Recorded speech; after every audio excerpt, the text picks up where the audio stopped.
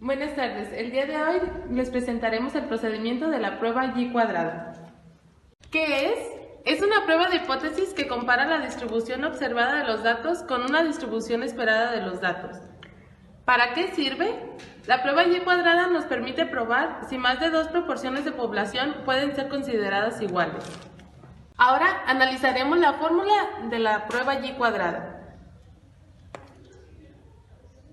donde FO es frecuencia observada, FE frecuencia esperada y por último tenemos grados de libertad. Ahora tenemos como resultado la Y cuadrada, que es la sumatoria de la frecuencia observada menos la frecuencia esperada al cuadrado sobre la frecuencia esperada. En primer lugar, se debe de plantear las hipótesis que someteremos a prueba. H0, no hay diferencia entre las materias que le gustan a los alumnos. H1, existe diferencia entre las materias que le gustan a los alumnos. Paso número 2. Seleccione el nivel de significancia. La probabilidad de que rechace la hipótesis nula verdadera es 0.05. Ahora, en el paso 4, formularemos la regla de decisión. En la prueba de hipótesis, la regla de decisión requiere determinar un número que separe la región donde no se rechaza HO de la región de rechazo. Se denomina valor crítico. El valor crítico se obtiene con el número de grados de libertad. En este problema se encuentra mediante K menos 1, donde K es el número de categoría. En este caso son 5 categorías, ya que son las materias con las que estamos trabajando en este problema. Ubicando 4, que es el grado de libertad, en la tabla de Y cuadrada, nos da un resultado de 9.48. La regla de decisión es rechazar HO si el valor calculado de Y cuadrada es mayor que 9.48. Ahora analizaremos el ejemplo de la entrevista a los alumnos de la escuela Álvaro Obregón, preguntando cuál es su materia favorita y estos fueron los resultados. La primera materia fue español, con la frecuencia observada de 12, matemáticas, frecuencia observada de 4, historia, frecuencia observada de 5, geografía, frecuencia observada de 10, ética, frecuencia observada de 9. En todas, la frecuencia esperada fue de 8.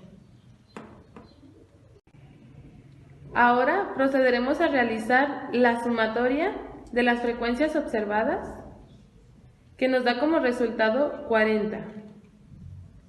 El 40 lo vamos a dividir entre el número de materias que estamos analizando, que son 5, nos da como resultado 8, que esta sería la frecuencia esperada.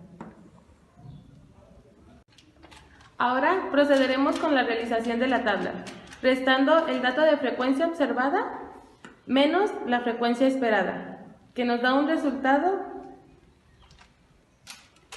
de 4. Como siguiente paso, la resta de frecuencia observada menos frecuencia esperada la elevaremos al cuadrado.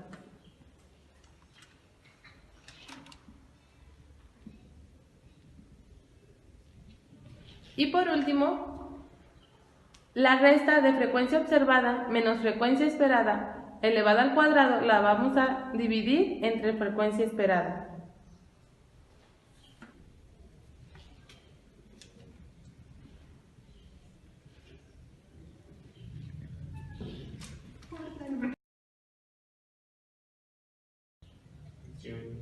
Ahora realizaremos la suma de frecuencia observada menos frecuencia esperada, teniendo como resultado 0.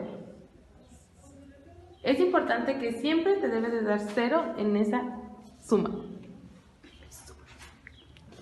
A continuación realizaremos la suma de los resultados, obteniendo como resultado y cuadrada es igual a 5.75. Paso, realizaremos el gráfico de nuestro problema.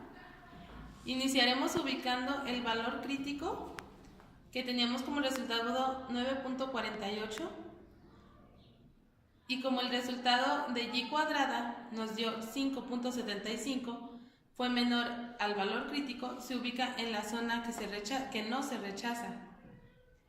Y del otro lado tenemos el régimen de rechazo, que fue el nivel de significancia de 0.5.